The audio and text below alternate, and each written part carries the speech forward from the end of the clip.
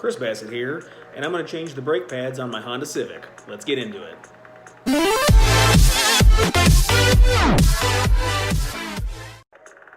Here's a list of the tools you'll need.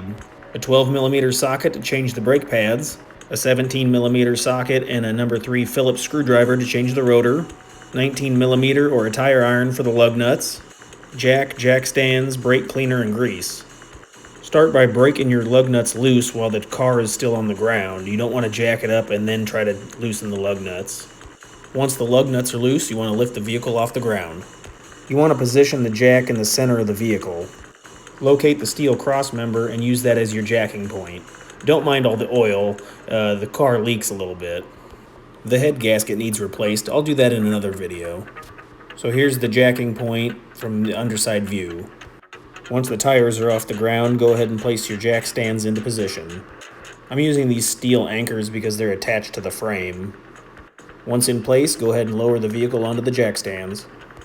Once the vehicle is stable, go ahead and remove your lug nuts. They should be loose enough to come off by hand. Once the lug nuts are off, go ahead and pull your tire off and set it to the side. Take a screwdriver and put it into this access hole to pry the brake caliper away to relieve pressure. You want to make sure that there's room in your brake fluid reservoir, otherwise it'll come spilling back out. This makes it much easier to take the caliper off and put it back on. The brake caliper has two 12mm bolts, an upper and a lower. Those are for changing brake pads. There are also 17mm bolts for the caliper bracket if you're changing the rotor. And then here's a location for the lower bolts. With that out of the way, go ahead and take your caliper off. Righty-tighty, lefty-loosey. With both bolts out of the way, go ahead and lift your caliper and set it somewhere that it won't fall. If you're having trouble getting it off, you can tap it with a hammer or use a pry bar to push the caliper plunger back in. Here I'm just going to tap the brakes with a hammer to kind of break them free. They're plenty dirty. Using some brake cleaner would also help. Once they're broke free, they should just pop right off. Wiggle them a little bit, and then you'll see that they'll come off.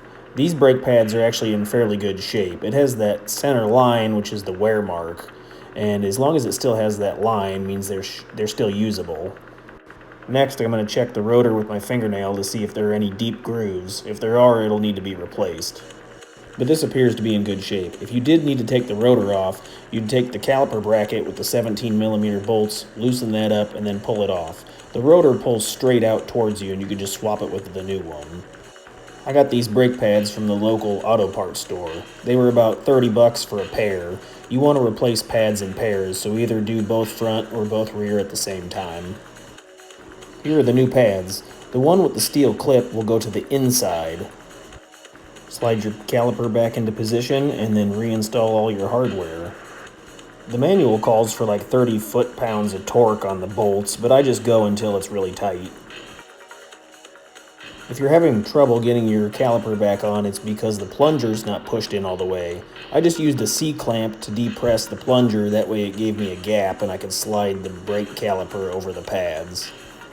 The last thing to do is to reverse the steps. Go ahead and throw your tire back on, hand tighten your lug nuts, lower the vehicle back to the ground, then snug your lug nuts while the vehicle is on the ground. And pretty importantly, don't forget to pump your brakes several times before you take the car for a drive. Links in the description. If this was helpful, hit the like button. Thanks.